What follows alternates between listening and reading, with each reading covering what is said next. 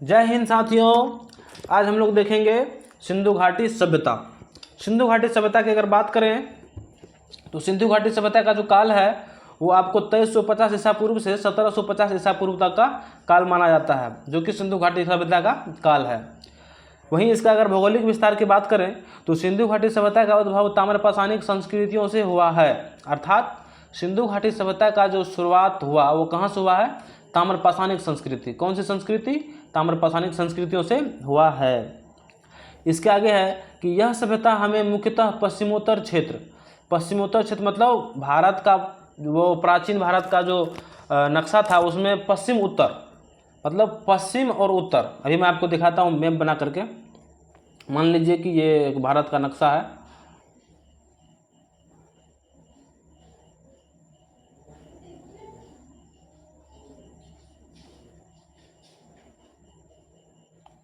तो ये हुआ हमारा नॉर्थ, ये हुआ हमारा साउथ, ये हुआ हमारा ईस्ट और ये हुआ हमारा वेस्ट। ये हमारा उत्तर है, ये दक्षिण है, ये पूरब है और ये पश्चिम है। तो पश्चिम उत्तर अर्थात ये हुआ हमारा पश्चिम और ये हुआ उत्तर। पश्चिम और उत्तर इस क्षेत्र से आए थे कौन? सिंधु घाटी सभ्यता का पश्चिमोत्तर क्षेत्र में हमें विकास दिखाई देता है। अर्थात प्राचीन समय का जो बात करें, अगर 2350 ईसा पूर्व पहले की बात करें तो हमारा भारत का नक्शा कुछ इस तरीके से, उसमें पाकिस्तान अफगानिस्तान सब भारत में ही मिले हुए थे।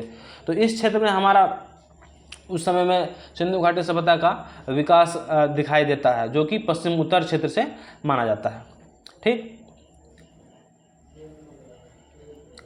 चलिए उसके बाद अगर हम लोग देखें, चलिए इसको परहेज कर लेते हैं एक बार। ठीक, चलिए उसके आगे है हमारा। चलिए उम्मीद करता हूं कि आपको ये समझ में आया होगा कि पश्चिम उत्तर क्षेत्र से क्या अभिप्राय है। चलिए तो क्या है कि इस सभ्यता का मुख्यतः हमें पश्चिम उत्तर क्षेत्र में दिखाई देता है, अर्थात भारत के पश्चिम और उत्तर वाले क्षेत्र में दिखाई देता है। वर्तमान में इसकी स्थल पाकिस्तान, भारत, अफगानिस्तान में हमें प्राप्त होता है। वर्तमान में इसकी जानकारी का स्थल क्या है? पाकिस्तान, भारत, अफगानिस्तान, ध्यान दें। ठीक, उसके बाद अगर हम देखें तो इस काल में जितनी भी स्थलाकृतियाँ थी उन सभी स्थलाकृतियों में सिंधु घाटी सभ्यता सबसे अधिक नगरीय थी। ये एक ध्यान देने वाली इंपॉर्टेंट पॉइंट है दोस्तों कि उस समय में इस काल में जितनी भी संस्कृतियाँ थी उस सभी संस्कृतियों में सिंधु घाटी सभ्यता सबसे अधिक नगरीय थी। अर्थात सिंधु घाटी सभ्यता एक नगरीय सभ्यता थी। ठीक, चलिए अब नेक्स्ट स्लाइड को हम लोग देखते हैं। नेक्स्ट स्लाइड को हम लोग पढ़ें तो कहता है कि इस सभ्यता को हड़प्पा सभ्यता भी कहा जाता है। ध्यान देगा दोस्तों आप लोगों को कि इस सभ्यता को हड़प्पा सभ्यता भी कहा जाता है। कई बार यहाँ से क्वेश्चन पूछा जाता है क्योंकि सबसे पहले हड़प्पा से ही इस सभ्यता की जानकारी मिली थी। हड़प्पा सभ्यता क्यों कहा जाता है दोस्तों? क्योंकि सबसे पहले इसकी जानकारी हड़प्पा सभ्यता से ही जानकारी मिली थी। ठीक, उसके बाद कहा जाता है कि दयाराम साहनी के द्वारा 1921 ईस्वी में हड़प्पा सभ्यता की या हड़प्पा नामक स्थल की खोज सर्वप्रथम की गई थी।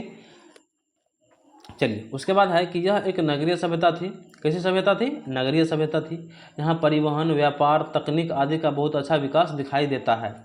परिवहन की बात करें, यहाँ का व्यापार की बात करें, यहाँ की तकनीक की बात करें, ये सभी का बहुत अच्छा विकास हमें यहाँ पर दिखाई देता है। उसके बाद यदि इसके भौगोलिक विस्तार को देखें, अगर इसका वास्तविक भौगोलिक विस्तार देखें तो यह कश्मीर से यानी कि उत्तर में कश्मीर से लेकर दक्षिण में नर्मदा घाटी तक, उत्तर में कश्मीर से लेकर दक्षिण में नर्मदा घाटी तक इसका विस्तार दिखाई देता है। वहीं पश्चिम में अगर हम देखें तो सुतका गेंडोर बलूचिस्तान। सुतका गेंडोर कहाँ पड़ता है दोस्तों? बलूचिस्तान। कई बार पूछा जाता है एग्जाम में कि सुतका गेंडोर बलूचिस्तान में पड़ता है। ठीक, तो पश्चिम में अगर हम लोग देखें तो सुतका गेंडोर बलूचिस्तान और पूरब में आलमगीरपुर मेरठ। पूरब में क्या है? आलमगीरपुर मेरठ के पास, मेरठ तक दिखाई देता है। चलिए नेक्स्ट स्लाइड को हम लोग पढ़ते हैं। नेक्स्ट स्लाइड में क्या है कि स्वरूप के बारे में अगर हम बात करें सिंधु घाटी सभ्यता का स्वरूप के बारे में, तो सिंधु घाटी सभ्यता का स्वरूप तो कहता है कि यह सभ्यता एक विस्तृत भूभाग पर फैली हुई थी, अर्थात एक विशाल भाग पर फैला हुआ था, जिसमें सिंध का क्षेत्र, पंजाब, और घग्गर नदी का क्षेत्र शामिल था। ये था इसका सिंधु घाटी सभ्यता का विस्तार क्षेत्र। क्या है दोस्तों? सिंध, पंजाब और घग्गर नदी का क्षेत्र शामिल है। और क्या है कि इस सभ्यता में एक रूपता पाई जाती है। क्या पाई जाती है? एक रूपता पाई जाती है। चलिए नेक्स्ट पॉइंट अगर हम लोग ध्यान दें तो नगर नियोजन, यहाँ का नगर नियोजन की क्या व्यवस्था थी वो देखते हैं दोस्तों। तो नगर नियोजन की बात करें तो यहाँ पर है कि इस सभ्यता की सबसे बड़ी विशेषता नगर नियोजन योजना थी। क्या है? नगर नियोजन योजना। इनके शहर पर्यावरण के अनुकूल बनाए गए थे। पर्यावरण के अनुकूल का मतलब कि एक ऐसा शहर जो पर्यावरण का उस पर सकारात्मक प्रभाव पड़े, पर्यावरण का उससे कोई उसको ज़्यादा हानि ना पहुँचे, ऐसे शहर का निर्माण, ऐसे नगर का निर्माण किनका था? सिंधु घाटी सभ्यता के लोगों का। इसीलिए यह है उसका नगर नियोजन। चलिए यहाँ एक प्रश्न है दोस्तों कि भारत की प्राचीन सभ्यता मिस्र, मेसोपोटामिया और ग्रीस की सभ्यताओं से इस बात में अलग है कि भारत की परंपराएं आज भी भंग हुए बिना निरंतर चली आ रही है। ध्यान दीजिएगा दोस्तों, ध्यान देने वाली बात यह है कि भारत का जो प्राचीन सभ्यता था वो मिस्र, मेसोपोटामिया और ग्रीस की सभ्यताओं से इस बात में अलग है कि ये सभी सभ्यता जो है हमारे ग्रीस का, मेसोपोटामिया का, मिस्र का, वो वर्तमान में इसका साक्ष्य देखने को नहीं मिलते हैं, जबकि भारत की परंपराएं आज भी भंग हुए बिना निरंतर चली आ रही है, जो कि एक बहुत बड़ी बात है। चलिए नेक्स्ट स्लाइड की ओर देखते हैं। नेक्स्ट स्लाइड में इसी क्वेश्चन का विशेष रूप से फिर चर्चा किया गया है कि भारत की प्राचीन सभ्यता मिस्र, मेसोपोटामिया और ग्रीस की सभ्यता से इस बात में अलग है कि भारत की परंपराएं आज भी भंग हुए बिना निरंतर चली आ रही है, जो कि पिछले स्लाइड में आपको डिस्कस करा दिया गया है। चलिए तो इसका आगे बढ़ें। आगे जो हम लोग देखें तो कहता है कि इस सभ्यता के प्रमुख नगर, सिंधु सभ्यता के प्रमुख नगर दो हिस्सों में बटे हुए थे। कितने हिस्सों में? दो हिस्सों में। पहला हिस्सा दुर्ग का क्षेत्र था। किसका क्षेत्र था? दुर्ग का, जिसमें अनुमान लगाया जाता है, क्या लगाया जाता है? अनुमान कि यहाँ पर शासक रहते थे। दुर्ग का हिस्सा में कौन रहते थे दोस्तों? शासक। और दूसरा जो हिस्सा है हमारा, और दूसरा हिस्सा में आम जनता के रहने के लिए है। दुर्ग के हिस्सा में शासक रहते थे और जो दूसरा हिस्सा था उसमें कौन रहते थे? आम जनता। ठीक, चलिए ये दोस्तों आपको अभी भी देखने को मिलेगा, जो प्रशासन में जो लोग रहते हैं, जो अभी भी मान के चलिए आपका देश का राष्ट्रपति हो, देश का मुख्यमंत्री हो या प्रधानमंत्री हो, तो उसका जो रहने का स्थान होता है वो विशेष होता है आम नागरिक से। ठीक, उसी प्रकार आपको सिंधु घाटी सभ्यता में भी देखने को मिलता था। इससे आगे हम लोग अगर देखें तो कह रहा है कि इस सभ्यता के नगरों में भवन निर्माण बहुत व्यवस्थित ढंग से किया गया था। हाँ दोस्तों, इस सभ्यता में जो लोगों का जो भवन था, लोगों का जो मकान था, बिल्डिंग था, वो बहुत सुव्यवस्थित तरीके से किया गया था। ठीक, और क्या है? और है कि कालीबंगा दोस्तों राजस्थान में पड़ता है। देखिए यहाँ पर दिया गया है, कालीबंगा को छोड़कर लगभग सभी नगरों में पकी हुई ईंटों का प्रयोग किया गया है। कालीबंगा को छोड़कर इस सभ्यता के लगभग सभी शहरों में पकी हुई ईंटों का उपयोग किया गया है। आप अनुमान लगा सकते हैं दोस्तों कि सिंधु घाटी सभ्यता, जिसका इतिहास 3000 साल पूरा ईसा पूर्व पहले है, उस समय ईंटों का उपयोग, पकी हुई ईंटों का उपयोग किया था। ये अपने आप में एक बहुत बड़ी बात है। ठीक, इसके अगर हम लोग देखें तो सिंधु सभ्यता के नगरों में सफाई की बहुत अच्छी व्यवस्था थी। उदाहरण के लिए हम उनकी जल निकासी व्यवस्था को देख सकते हैं। सिंधु घाटी सभ्यता की जो जल निकासी व्यवस्था था उसको अगर हम बात करें तो कहता है कि नालियों का जाल इंटरकनेक्टेड था, अर्थात शहर के सभी, जैसे अगर आप लोग अभी भी देखते होंगे कि शहर में बड़े बड़े रोड के साइड में, मोहल्लों के कॉलोनी में एक नली होता है जो शहर से या फिर कॉलोनी से गंदे पानियों को बाहर की ओर, शहर से बाहर ले जाता है, जो कि आपस में एक दूसरे शहर से इंटरकनेक्टेड होता है, जो कि बाहर में कहीं पर शहर से बाहर उसको रिलीज किया जाता है। वैसे ही हमको देखने के लिए कहाँ मिल रहा था कि सिंधु घाटी सभ्यता में यहाँ के लोगों का जो नदियों का जो जाल था वो इंटरकनेक्टेड था, जल निकासी परियोजना बहुत ही उत्कृष्ट था। ठीक, उसके बाद अगर हम लोग देखें तो कहता है कि मोहनजोदड़ो का विशाल स्नानागार का तात्पर्य दोस्तों, आप लोग अभी वर्तमान में स्विमिंग पूल जानते होंगे। विशाल स्नानागार मतलब नहाने का स्थान। कहता है कि मोहनजोदड़ो का विशाल स्नानागार इस सभ्यता का अद्भुत निर्माण माना जाता है। बहुत बड़ा विशाल स्नानागार है, मतलब बहुत बड़ा है स्नान करने का जगह, जो कि उस सभ्यता का एक अद्भुत निर्माण माना जाता है। अब आप लोग सोचिए कि उस समय के लोगों को भी ये स्विमिंग पूल की जानकारी थी, ये अपने आप में कितनी बड़ी बात है। क्योंकि इस स्नानागार के में नीचे उतरने के लिए दोनों तरफ से सीढ़ियाँ, वर्तमान में भी स्विमिंग पूल में उतरने के लिए सीढ़ियाँ आता है, तो कहता है कि इस स्नानागार में दोनों तरफ से नीचे उतरने के लिए सीढ़ियाँ, इसके अलावा कपड़े बदलने के लिए कमरे बनवाए गए थे। बताइए कितना वो लोग कल्चराइज, कितना वो लोग उत्कृष्ट जीवन जीते थे, एक अच्छी ज़िंदगी जीते थे कि नहाने के लिए स्नानागार, कपड़े बदलने के लिए रूम, क्या कहते हैं अलग से कमरे, उसके बाद स्नानागार में प्रवेश करने के लिए दोनों तरफ से सीढ़ियाँ। ये एक बहुत बड़ी बात है। 3000 ईसा पूर्व पहले ये लोग क्या करते थे, जो सिंधु घाटी सभ्यता के लोग होते थे। नेक्स्ट स्लाइड में अगर हम लोग देखें तो इस स्नानागार के पास क्या है कि इस स्नानागार के पास कुछ मंडप भी प्राप्त होते हैं। और स्नानागार के पास क्या मिलते हैं दोस्तों, मंडप, जिससे यह अनुमान लगाया जाता है, जिससे क्या अनुमान लगाया जाता है कि यहाँ धार्मिक कार्य किए जाते हो रहे होंगे। मंडप का क्या कार्य है दोस्तों, कि वहाँ पर धार्मिक कांड किए, धार्मिक क्रियाकलाप या धार्मिक कार्य किए जाते रहे होंगे। ये सिंधु घाटी सभ्यता के बारे में अनुमान लगाया जा सकता है। क्यों? क्योंकि इसके स्नानागार के पास क्या मिले हैं, मंडप के साक्ष्य प्राप्त हुए हैं। ठीक, इससे आगे हम लोग देखें तो सिंधु घाटी की अर्थव्यवस्था, वहाँ के लोगों का अर्थव्यवस्था का साधन क्या था, इसके बारे में अगर बात करें तो है कि इस सभ्यता में खाद्य पदार्थों की आपूर्ति गाँवों से होती थी। खाद्य पदार्थों की आपूर्ति कहाँ से होती थी, गाँव से। इसलिए अधिकतर अन्नागार मतलब दोस्तों वैसे स्थान को बोला जाता है जहाँ पर अनाज को इकट्ठा करके रखा जाता है। तो अधिकतर अन्नागार नदियों के किनारे बनाए गए थे। कहाँ बनाए गए हैं, नदियों के किनारे। अच्छा, आप अनुमान लगा सकते हैं कि नदी के किनारे होने का कारण क्या है। अगर नदी के किनारे होगा तो एक जगह से दूसरी जगह ले जाने के लिए वो नाव का प्रयोग कर सकते हैं। उसके बाद अगर हम लोग देखें तो कालीबांगा से जुते हुए खेतों का साक्ष्य मिले हैं। और कालीबांगा नामक स्थान से क्या मिले हैं, जुते हुए खेतों का साक्ष्य। वहीं धौलावीरे से जलाशय मतलब तालाब या तगाड़ के साक्ष्य मिले हैं।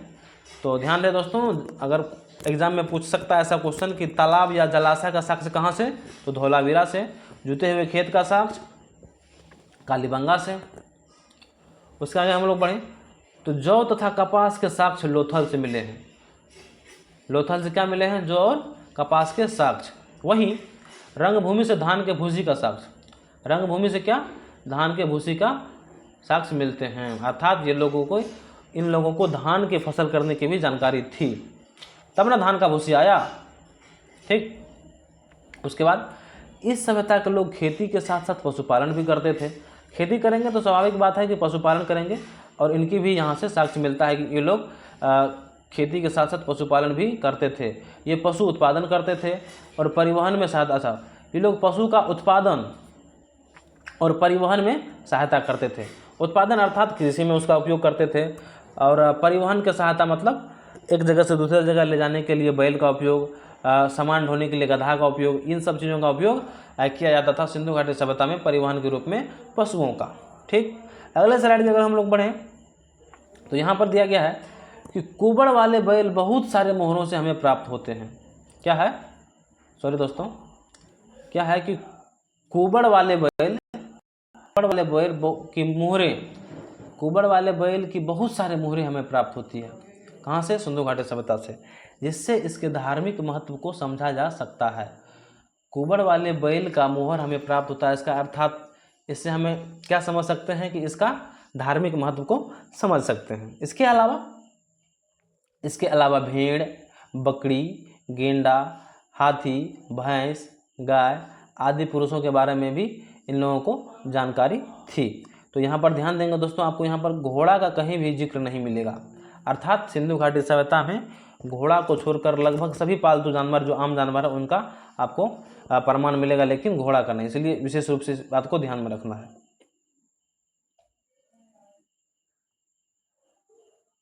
उसके बाद क्या है दोस्तों कि अधिकतर नगर नदियों के किनारे स्थापित थे। अधिकतर नगर कहाँ स्थापित थे, नदी के किनारे। आप वर्तमान में भी देख सकते हो दोस्तों, जो भारत का जो बात करें तो उसमें आपको चाहे मुंबई हो या फिर कोलकाता हो या फिर आपको चेन्नई हो, ये सब स्थान कहाँ बसे हुए हैं, समुद्र के किनारे। तो उस समय में भी आप देख सकते हैं कि अधिकतर नगर कहाँ स्थापित थे, नदियों के किनारे। वहाँ नदी के किनारे रहने से ये सुविधा होती है कि सिंचाई में, जल निकासी के लिए शहर में विशेष तरीके का एडवांटेज होता है। चलिए इसके आगे हम लोग का बात करें तो कहता है लोथल से गोदीवाड़ा का साक्ष्य। गोदीवाड़ा उसको बोला जाता है दोस्तों कि बंदरगाह। बंदरगाह क्या होता है, जहाँ पर बड़े बड़े पानी वाले जहाज़ लगते हैं, जिसमें सामान को लोडिंग किया जाता है एक जगह से दूसरी जगह। क्योंकि इस समय दोस्तों विदेशी व्यापार भी बहुत अच्छे तरीके से चल रहा था। तो क्या बोल रहा है, इस समय में बंदरगाह या गोदीवाड़ा का साक्ष्य हमें कहाँ से मिलता है, लोथल से। ठीक, इसके आगे अगर हम बात करें तो इससे यह स्पष्ट होता है कि सिंधु सभ्यता के लोग विदेशी व्यापार करते थे। कौन सा व्यापार, विदेशी व्यापार। क्योंकि दोस्तों अगर बंदरगाह पे जो इस्तेमाल किया जाता है बंदरगाह का, वहाँ पर बड़े बड़े जहाज़ का उपयोग किया जाता है जो कि बहुत दूर दूर तक का व्यापार किया जाता है जिसके साथ। अर्थात इससे क्या स्पष्ट होता है कि सिंधु सभ्यता के लोग विदेशी व्यापार करते थे। ठीक, उसके अगर बात देखें तो इसके अलावा कुछ ऐसी भी मुहरें मिली है जिस पर विशाल नाव के चित्र हैं। विशाल नाव के चित्र, अर्थात विशाल नाव कहाँ उपयोग होगा, बंदरगाह पर। बंदरगाह पर उपयोग क्यों होगा, क्योंकि ये लोग विदेशी व्यापार करते थे, एक देश से दूसरे देश बहुत सारे सामान का आदान प्रदान व्यापार करते थे। ठीक, इसके आगे हम लोग देखें और मिट्टी के बैलगाड़ी के खिलौने भी मिले हैं। अच्छा बताइए, अभी भी आप लोग देखते होंगे कि मार्केट जो अपने लोग जो बहुत सारे काम में जैसे जेसीबी का उपयोग किया जाता है, ये एक क्या है, श्रम का साधन है, उससे बहुत लोग काम लेते हैं। लेकिन खिलौने के रूप में आपको मार्केट में देखिए छोटा जेसीबी मिलेगा आपको खिलौने के रूप में। तो ये सब क्या है, उस समय के जो खिलौना मिल रहा है, इससे हमें यह ज्ञात होता है कि उस समय में सिंधु घाटी सभ्यता के इतिहास में बैलगाड़ी का प्रचलन था। लोग बैलगाड़ी से परिचित थे, इनका उपयोग करते थे। तो मिट्टी के बैलगाड़ी के खिलौने के साक्ष्य मिलने का तात्पर्य यह है कि सिंधु घाटी सभ्यता के लोग बैलगाड़ी से पूर्णतः परिचित थे। इसके अगर हम लोग देखें तो आंतरिक और बाह्य व्यापार दोनों ही अच्छी अवस्था में था। आंतरिक और बाह्य व्यापार क्या था, दोनों ही अच्छी व्यवस्था में था। आप लोग देख ही सकते हैं विदेशी व्यापार कर रहे हैं, बैलगाड़ी का उपयोग कर रहे हैं एक जगह से दूसरी जगह सामान को ढोने में। तो इसका मतलब क्या है कि आंतरिक और विदेशी व्यापार दोनों अच्छे तरीके से चल रहा है। ठीक, इसके आगे हम लोग देखें तो इसका व्यापार मध्य एशिया। देखिए विदेशी व्यापार में कौन कौन कहाँ इनका व्यापार होता था, उनके बारे में अगर हम बात करें तो मध्य एशिया, फारस की खाड़ी, मेसोपोटामिया, मिस्र जैसे देशों के साथ इसकी जानकारी हमें लोथल के मोहरों से प्राप्त होती है। इन सब की जानकारी का प्रमाण हमें लोथल की मोहर से मिलती है। चलिए नेक्स्ट स्लाइड की अगर हम लोग बात करें, नेक्स्ट स्लाइड में देखें तो दिया गया है कि सिंधु घाटी सभ्यता के मोहरों का साक्ष्य क्या है, कि सिंधु घाटी सभ्यता के मोहरों का साक्ष्य मेसोपोटामिया के शहरों में भी मिलता है। देखिए जिस समय सिंधु घाटी सभ्यता का विकास अच्छे तरीके से चल रहा था, उसी समय में मेसोपोटामिया में भी एक बहुत अच्छी व्यवस्था और सभ्यता चल रही थी। तो इसका जो मुहर मिला है वो कहाँ मिला है, मेसोपोटामिया से। इससे क्या हमें जानकारी प्राप्त होता है कि जिससे द्विपक्षीय व्यापार, अर्थात इसका तात्पर्य यह है कि मेसोपोटामिया और सिंधु घाटी सभ्यता के लोगों के बीच आपसी व्यापार हो रहे थे उस समय में। ठीक, उसके आगे है कि व्यापार के लिए मुद्रा का प्रयोग नहीं होता था। व्यापार के लिए कौन चीज़ का प्रयोग नहीं होता था, मुद्रा का प्रयोग नहीं होता था। इसके स्थान पर वस्तु विनिमय थी। वस्तु विनिमय का तात्पर्य यह है दोस्तों कि अभी आप लोग देखते होंगे मार्केट में कोई सामान लेने जाते होंगे तो उसको पैसा देते होंगे और क्या कहते हैं वो आपको पैसा के बदले में सामान दे देता होगा। लेकिन प्राचीन समय में सिंधु घाटी सभ्यता के समय में मुद्रा का, सिक्का का प्रचलन इतना आम आदमी के पहुंच तक नहीं था। तो उस समय में क्या होता था, लोग किसी को सामान, जैसे अगर आपको चीनी लेना है और आपके पास मान के चलिए दूध है, तो आप उससे बदल सकते हैं। आपके पास अनाज है और आपको चीनी लेना है, तो आप जाएंगे उसको वो अनाज दे देंगे और अनाज के बदले आपको जो उचित होता है उतना बदले में आपको वो चीनी दे देगा। तो एक वस्तु से दूसरे वस्तु का यानी कि आदान प्रदान होता था। इसी को व्यवस्था को क्या बोला जाता है, वस्तु विनिमय। अर्थात व्यापार के लिए मुद्रा का प्रयोग नहीं था, इसके स्थान पर वस्तु विनिमय की व्यवस्था थी। कहाँ पर, सिंधु घाटी सभ्यता में। चलिए धार्मिक व्यवस्था की बात करें कि इन लोगों का धार्मिक जीवन कैसे था, तो कहता है कि सिंधु घाटी सभ्यता में कई प्रकार की पूजा पद्धतियाँ दिखाई देती है। पूजा पद्धति अनेक प्रकार के दिखाई दे रहे हैं, जैसे मातृ देवी की पूजा, क्योंकि इस सभ्यता में बड़ी संख्या में स्त्रियों की मिट्टी की मूर्तियाँ प्राप्त हुई है, जिससे हमें क्या अनुमान लगा सकते हैं, हम क्या बता सकते हैं कि मातृ देवी की पूजा यहाँ पर दिखाई देता है। अतः अतः इस बात की संभावना है कि यहाँ मातृसत्तात्मक समाज रहा होगा। दोस्तों आपको वैदिक काल में बताया जाएगा कि पितृसत्तात्मक, उस समय में परिवार में पिता का स्थान विशेष माना जाता है। लेकिन यहाँ पर देखिए, अगर मातृ देवी की पूजा की जा रही है, इससे हम यह अनुमान लगा सकते हैं, संभावना है इस बात की कि यहाँ मातृसत्तात्मक समाज रहा होगा, अर्थात परिवार में माँ का भी विशेष रोल रहता होगा। ठीक, उसके बाद मोहनजोदड़ो से शिव की पूजा का साक्ष्य मिलता है। मोहनजोदड़ो से क्या मिलता है? शिव की पूजा का साक्ष्य, जो कि धार्मिक दृष्टिकोण से महत्वपूर्ण भी है। उसके बाद अगर हम लोग देखें तो कहता है कि मोहनजोदड़ो से एक मुहर मिला है। क्या मिला है? एक मुहर मिला है, जिस पर अंकित देवता शिव के रूप का माना जाता है। अंकित देवता किसके रूप का माना जाता है? शिव का। यह देवता पद्मासन की मुद्रा में बैठा हुआ है। कौन सी मुद्रा में? पद्मासन की मुद्रा में, जिसकी 3 मुंह हैं और 3 सिंह भी लगे हुए हैं। ध्यान दें दोस्तों कि एक देवता का मुहर मिलता है मोहनजोदड़ो से, जिसे शिव का रूप माना जाता है। यह देवता पद्मासन की मुद्रा में बैठा हुआ है, जिसके 3 मुंह है और 3 सिंह भी लगे हुए हैं। चलिए नेक्स्ट स्लाइड की अगर हम लोग बात करें तो यहाँ पर है कि हड़प्पा सभ्यता क्या है? हड़प्पा सभ्यता में अनेक स्थानों से पत्थर के गोलाकार छल्ले मिले हैं। पत्थर के गोलाकार छल्ले का मतलब क्या है दोस्तों? आप अनुमान लगा सकते हैं कि लिंग की आकृति वाले पत्थर, शिवलिंग जानते होंगे दोस्तों, तो शिवलिंग की आकृति के गोलाकार पत्थर के छल्ला मिला है। इससे भी हमें शिव की उपासना के साक्ष्य के रूप में मान सकते हैं। आप लोग को पता होगा दोस्तों शिवलिंग किसका प्रतीक है? भोलेनाथ का, भगवान शिव का। तो शिवलिंग की आकृति वाले गोलाकार पत्थर का छल्ला मिल रहा है वहाँ से, तो हम इससे क्या बोल सकते हैं कि शिव की उपासना के साक्ष्य के रूप में इसे हम मान सकते हैं।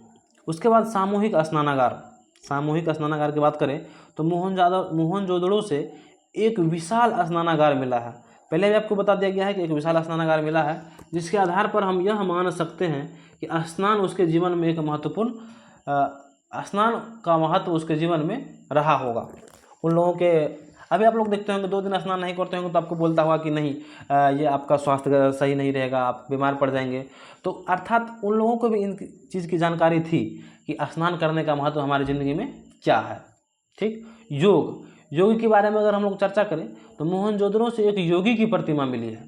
मोहनजोदड़ो से क्या मिली है? एक योगी की प्रतिमा, जिससे यह माना जाता है कि इन सभ्यता के लोग में योग का भी महत्व था।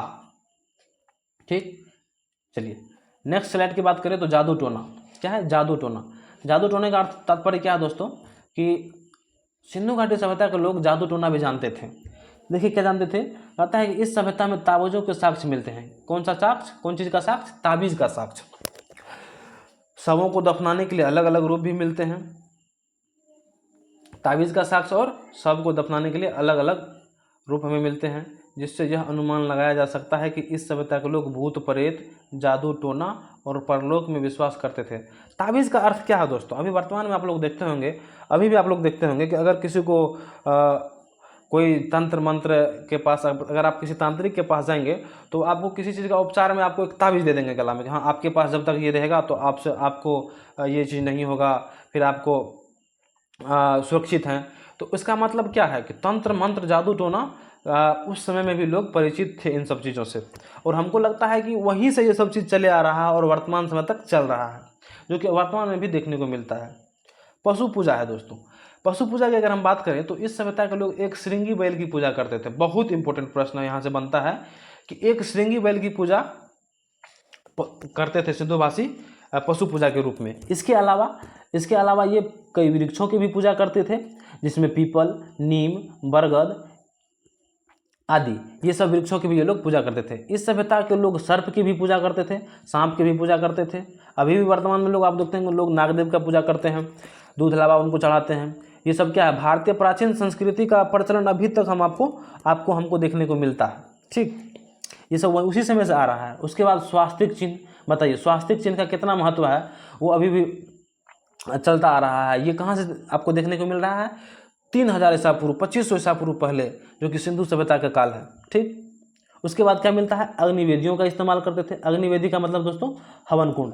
आप लोग देखते होंगे कि अगर परिवार में किसी के यहाँ वो हवन होता है या फिर कोई धार्मिक कार्यक्रम होता है तो उसमें इस आकार के, वर्गाकार आकार के ऐसे हवन कुंड बना लिया जाता है, फिर इसमें हवन किया जाता है। पंडित पुरोहित सब बैठे हुए आते हैं और इसमें बहुत सारी चीज़ों का लकड़ी जला करके और हवन किया जाता है इस तरीके से। ये सब कहाँ है दोस्तों? अग्निवेदियों का इस्तेमाल सिंधु घाटी सभ्यता में देखा जाता है। चलिए नेक्स्ट स्लाइड की बात करें तो यहाँ पर क्या है कि सिंधु घाटी के समाज, यहाँ के समाज के लोग कैसे लोग थे वो उसके बारे में अगर हम लोग बात करें तो यहाँ के समाज कैसे थे? सिंधु घाटी के समाज कह रहा है कि इस सभ्यता की लिपि अभी तक पढ़ी नहीं जा सकी है। देखिए उन सभ्यता के जो लोग थे वो लोग लिखते थे, लेकिन क्या लिखे वो वर्तमान में पढ़ना बहुत ही मुश्किल है, क्योंकि उन लोगों का जो लिपि था वो क्या था अपना लोगों को पता नहीं है। फिर भी चित्रों के अनुसार से कुछ अनुमान लगाया जा सकता है, लेकिन पूरा विशेष रूप से नहीं। उसके बाद क्या है कि इसलिए विद्वानों ने इस सभ्यता को कुछ विशेषताओं के आधार पर समाज को 4 हिस्सों में बांटने का प्रयास किया है। लेकिन विद्वानों ने क्या किया है, कुछ विशेषताओं के आधार पर इस सभ्यता को 4 हिस्सों में बांटा है। तो कौन कौन सा वो हिस्सा है? पहला है योद्धा, उसके बाद क्या है विद्वान, उसके बाद क्या है व्यापारी, और तीसरा क्या है शिल्पकारी या मजदूर किसान वर्ग। ठीक, तो ये है सिंधु घाटी सभ्यता के समाज के लोगों को इस 4 भागों में इस आधार पर बांटा गया था। पहला क्या है योद्धा, दूसरा क्या है विद्वान, तीसरा क्या है व्यापारी, और चौथा क्या है शिल्पकारी मजदूर किसान वर्ग। चलिए नेक्स्ट पॉइंट है कि मनोरंजन के साधनों में शतरंज खेलना, पासे खेलना, शिकार करना, मछली मारना या मछली पकड़ना शामिल था। देखिए ये लोग भी मनोरंजन करना जानते थे, मनोरंजन से ये लोग भी परिचित थे। तो क्या करते थे ये लोग मनोरंजन में? शतरंज खेलना, चेस खेलते थे। दोस्तों सोचिए आप क्या ज़माना रहा होगा सिंधु घाटी सभ्यता के, उन लोगों के समय में वो लोग भी चेस खेलते थे। उसके बाद मछली पकड़ना किसको नहीं पसंद होता दोस्तों? एकदम पानी में खूब मज़ा आता है। तो ये लोग भी मछली मारते थे, मछली पकड़ते थे, शिकार करते थे, शतरंज खेलते थे, पासे का खेल खेलते थे जिसे आप लोग अभी दोस्तों लूडो बोलते हैं। ठीक, इसके आगे अगर हम लोग देखें तो कहता है कि इस सभ्यता के लोग सौंदर्य की तरफ भी बहुत ध्यान देते थे। सौंदर्य, ध्यान दीजिएगा दोस्तों, ये इन लोगों को भी सौंदर्य की तरफ विशेष ध्यान आकर्षित करने के लिए इन लोगों को भी ये बात पता था। तो कहता है उदाहरण के लिए आभूषण का प्रयोग, काजल, सिंदूर, लिपस्टिक आदि का प्रयोग हम सिंधु घाटी सभ्यता में देखने को मिलता है। तो सौंदर्य का तात्पर्य समझ गए दोस्तों कि ये लोग भी एकदम मतलब क्या बोलते हैं उसको, हमको तो याद भी नहीं आ रहा है। हाँ दोस्तों वीडियो रोक करके याद आया, मेकअप, क्या बोलते हैं उसको, मेकअप के लिए ये लोग काजल, सिंदूर, लिपस्टिक आदि चीज़ों का जो प्रयोग होता है वो सिंधु घाटी सभ्यता काल में भी लोगों को इनके बारे में जानकारी थे। आप अनुमान लगा सकते हैं कि कैसे रहे होंगे सिंधु घाटी सभ्यता के लोग, कितने व्यवस्थित तरीके से, कितने सभ्य लोग रहे होंगे जिनको इन सब चीज़ों के बारे में 3000 साल पहले पता था। ठीक, चलिए नेक्स्ट अगर हम लोग देखें तो यहाँ पर क्या है कि इस सभ्यता के साक्ष्यों के आधार पर हम यह बात मान सकते हैं कि समाज में असमानता थी। कुछ वहाँ से साक्ष्य मिले हैं जिस पर हमको ये मानना पड़ेगा कि समाज में असमानता थी। जैसे क्योंकि सभी का आवास एवं कब्र एक जैसे दिखाई नहीं देते थे। अभी भी आप लोग देख सकते हैं दोस्तों, अगर समाज में अगर आप असमानता की बात करें तो जो गरीब लोग होते हैं उनका घर आपको इस आकार से झुग्गी झोपड़ी मिलेगा। ठीक, इस आकार का आपको उसका घर मिलेगा। लेकिन वही जो अमीर लोग होते हैं उनका बिल्डिंग आपको ऐसे दिखाई देगा, एकदम 2 मंजिला, 3 मंजिला, 4 मंजिला, 5 मंजिला, एकदम ऊपर में गार्डन, ऐसे टेरेस। मतलब ये रहा हमारा कि हम अनुमान लगा सकते हैं कि सभी का आवास एक जैसा नहीं था, सभी को दफनाने का कब्र एक जैसा नहीं था। इससे हम यह बात मान सकते हैं कि समाज में असमानता थी। ठीक, उसके अगर हम लोग बात करें स्थापत्य कला, स्थापत्य कला के क्या है दोस्तों? स्थापत्य कला का तात्पर्य यहाँ पर यह है कि एक सेकेंड, स्थापत्य कला के तात्पर्य क्या है कि इस सभ्यता के लोग बहुत अच्छे कलाकार थे। क्या थे? कलाकार थे। इन्होंने अपने कला के लगभग सभी क्षेत्रों में बेहतर प्रदर्शन किया था। यानी कि सिंधु घाटी के सभ्यता के लोग भी अच्छे कलाकार थे। कैसे थे बताते हैं। हड़प्पा के निवासियों ने एक निश्चित योजना और खाके के आधार पर अपनी स्थापत्य कला का विकास किया था। अर्थात उन लोगों ने जो अपना घर बनाया था वो एक निश्चित योजना के तहत कि किधर हमारा किचन रहेगा, किधर हमारा रसोई घर रहेगा, किधर हमारा सोने का स्थान होगा, इन सब चीज़ों का एक विशेष योजना के तहत उन लोगों का घर बना हुआ था। जैसे यहाँ पे देखिए बताया भी गया है, इनके भवन 1 मंजिल होते थे, 2 मंजिल होते थे और कहीं कहीं बहुमंजिल भी दिखाई देते थे। और क्या, और सुनिए अभी, इतना ही नहीं, इन भवनों को उच्च स्तरीय तकनीकों के माध्यम से बनाया गया था। अब बताइए, उन समय में 2300-2500 ईसा पूर्व पहले भी जो लोग घर बनाते थे तो हाई लेटेस्ट टेक्नोलॉजी, जिसको बोलते हैं उच्च स्तरीय तकनीकों का, उस समय का जो सबसे अच्छा तकनीक था उसका इस्तेमाल करके घर बनाया गया था। ठीक, चलिए नेक्स्ट स्लाइड में क्या है, नेक्स्ट स्लाइड में है कि मूर्ति कला। यहाँ के लोग मूर्ति कला भी करते थे। चलिए देखते हैं मूर्ति कला में क्या है। तो इस सभ्यता के लोग मूर्ति कला में काफ़ी निपुण थे। जैसे ये लोग अलग अलग प्रकार की मूर्तियाँ बनाते थे, जैसे धातु की मूर्तियाँ, पत्थर की मूर्तियाँ, मिट्टी की मूर्तियाँ। और उसके बाद क्या है कि धातु की मूर्तियाँ में यहाँ लोग तांबा, पीतल, कांसा की मूर्तियाँ बनाते थे। धातु की मूर्तियाँ कौन कौन सी चीज़ का उपयोग करते थे? तांबा, पीतल, कांसा।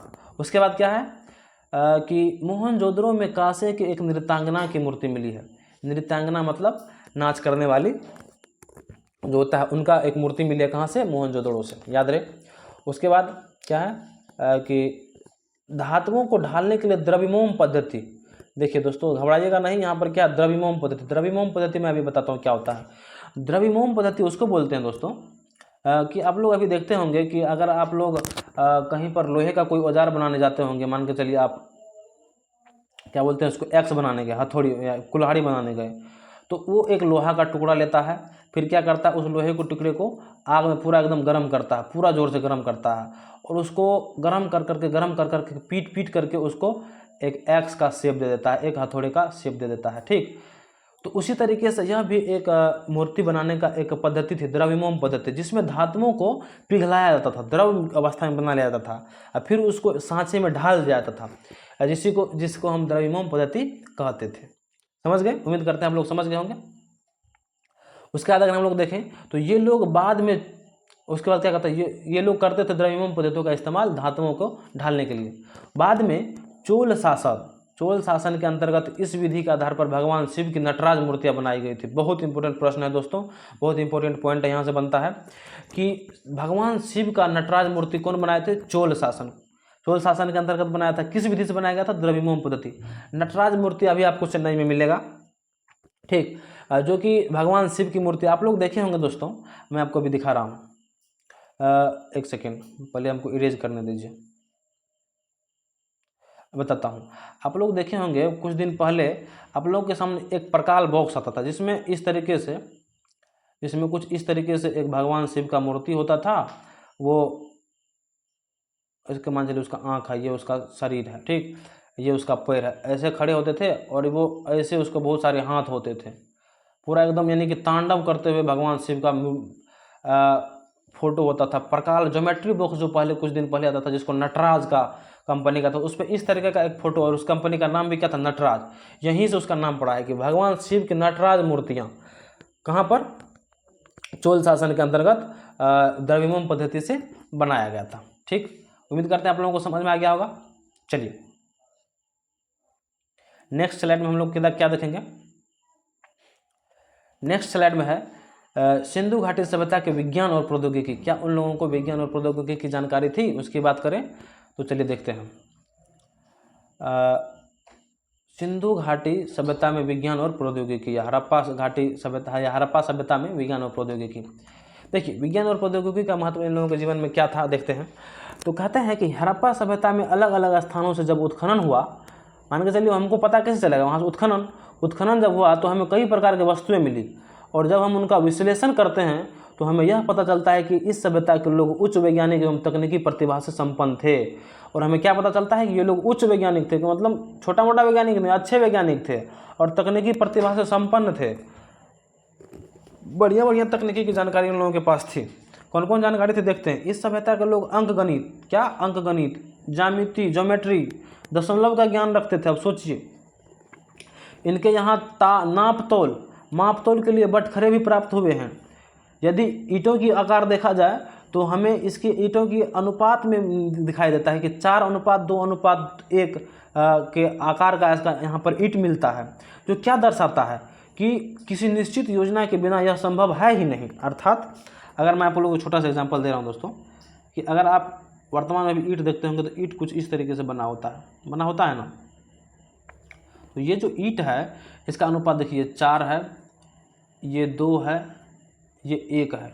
ठीक, तो यहाँ पर ये लोगों को ईंट का जानकारी था कि 4:2:1 में ये लोग ईंट बनाते थे। इनकी जानकारी इन लोगों के पास कैसे थी? कुछ न कुछ तकनीकी ज्ञान इन लोगों के पास रहा होगा। हमें इन सब चीज़ों की यहाँ से साक्ष्य मिलते हैं, जिसके आधार पर हम ये बात दावे के साथ कह सकते हैं। ठीक, चलिए नेक्स्ट स्लाइड में देखें। तो कहता है कि भवन, क्या भवन, सड़कें, नालियाँ एक निश्चित योजना और माप के अनुसार बनाई गई थी। उन लोगों का भवन हो, सड़क हो, नालियाँ हो, एक निश्चित योजना और माप के अनुसार बनाई गई थी। ठीक, उसके बाद क्या है कि इस सभ्यता के लोग अलग अलग मौसम की जानकारी रखते थे। अच्छा, इन लोगों को मौसम की भी जानकारी थी, बताइए, ये लोग वेदर साइंटिस्ट भी थे। ठीक, मौसम की जानकारी थी, इसके आधार पर वे फसलों का उत्पादन भी करते थे। मौसम का जानकारी थी अर्थात उनको पता था कि कब सर्दी आएगा, कब गर्मी आएगा, कब उसे धान की खेती करना है, कब उसे गेहूं की खेती करना है। इन सब चीज़ों की जानकारी इनके पास थी। उसके बाद अगर हम लोग देखें तो स्वास्थ्य संबंधी विचार बहुत इंपॉर्टेंट पॉइंट है दोस्तों, कि उन लोगों को भी स्वास्थ्य संबंधी विचार का ख्याल था कि स्वास्थ्य हमारा कैसे सही रहेगा, कैसे मेरा स्वास्थ्य बिगड़ेगा, कैसे इसको सही रखा जाए, कैसे। तो उनको देखिए, हम लोग देखते हैं अच्छे से कि इस सभ्यता के लोग अपनी साफ सफाई के ऊपर बहुत ध्यान देते थे। इसकी जानकारी हमें उनके सड़कों एवं उनके घरों की नालियों को देखकर मिलती है, पहले ही बता चुके हैं।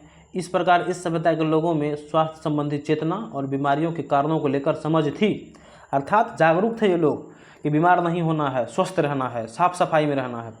ठीक, उसके बाद क्या, इसके अलावा कालीबंगा से 2 बच्चों की खोपड़ियाँ मिली है, और खोपड़ियाँ इस ऐसे मिली है कि जिसके आधार पर हम शल्य चिकित्सा की बात स्वीकार कर सकते हैं।